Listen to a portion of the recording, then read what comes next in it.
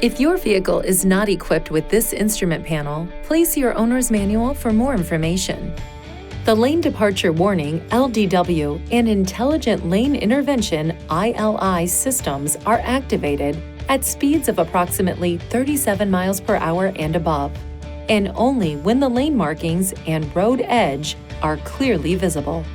These systems help monitor the lane markers on the traveling lane using a camera unit located above the inside mirror. The LDW system is activated when the camera detects that the vehicle is approaching the left or the right side of the traveling lane.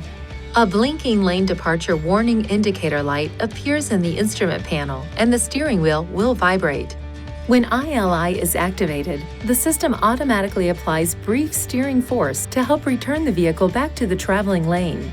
Push the ProPilot Assist button located here to activate the ILI system. To enable or disable the systems, use these controls to select settings: Driver Assistance, Lane Assist. Then select the system you want to turn on or off.